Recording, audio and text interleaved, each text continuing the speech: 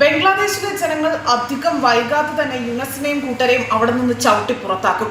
ഇപ്പോൾ നടക്കുന്ന ഹിന്ദു അതിക്രമങ്ങളെല്ലാം തന്നെ ഹിന്ദു വേട്ട യുനസും കൂട്ടരും മനഃപൂർവ്വമായി നടത്തുന്നതാണ്.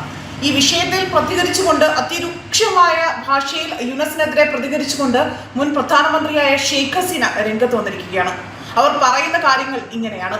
ഹിന്ദു യുവാവിനെ തീവ്ര ഇസ്ലാമിസ്റ്റുകൾ വധിച്ച സംഭവത്തെ തുടർന്നുണ്ടായ ആക്രമണങ്ങളിൽ ബംഗ്ലാദേശിൽ വലിയ രീതിയിലുള്ള കലാപങ്ങളാണ് സാക്ഷ്യം വഹിക്കുന്നത്.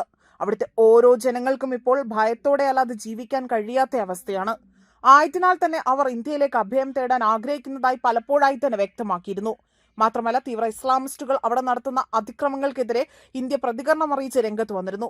കുറ്റക്കാരായവരെ നിയമത്തിന് മുന്നിലേക്ക് കൊണ്ടുവരണം എന്ന വ്യക്തമായ ഒരു മുന്നറിയിപ്പ് തന്നെയായിരുന്നു. മാത്രമല്ല, കുറ്റക്കാരായവരെ വെറുതെ വിടില്ല എന്നും ഇന്ത്യ വ്യക്തമാക്കിയിരുന്നു. ബംഗ്ലാദേശിലെ ജനങ്ങൾ ഈ ഇരുണ്ട കാലഘട്ടം ദീർഘകാലം തുടരാൻ അനുവദിക്കില്ല എന്നാണ് ഷെയ്ഖ് ഹസീന വിശ്വസിക്കുന്നതായി തന്നെ അവർ വ്യക്തമാക്കിയിരിക്കുന്നത്.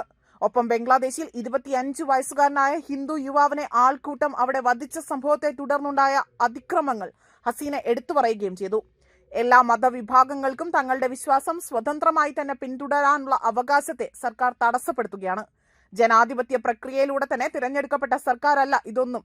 അതുമാത്രമല്ല, ഒരു കലാപത്തിലൂടെ തന്നെ അധികാരം പിടിച്ചെടുത്ത യുനസ് സർക്കാരിന് രാജ്യത്തെ ഭരിക്കാൻ നിയമപരമായ അവകാശമില്ല എന്നും ഷെയ്ഖ് ഹസീന വ്യക്തമാക്കി.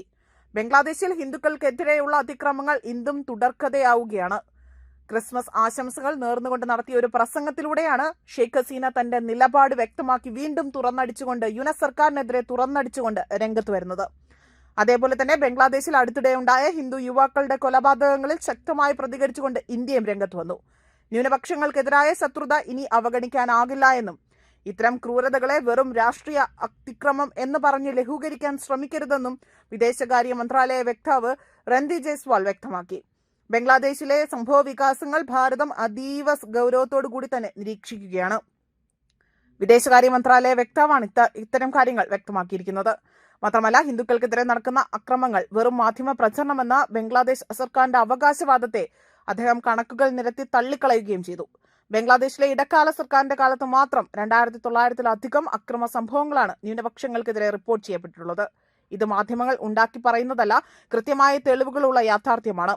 ഈ ക്രൂരതകളെ രാഷ്ട്രീയമായ അസ്ഥിരതയായി തന്നെ കണ്ടുകൊണ്ട് ഇവ തള്ളിക്കളയാനാകില്ല എന്നും അദ്ദേഹം വ്യക്തമാക്കുകയും ചെയ്തു. ന്യൂസ് ഡെസ്ക് കർമ്മ ന്യൂസ്.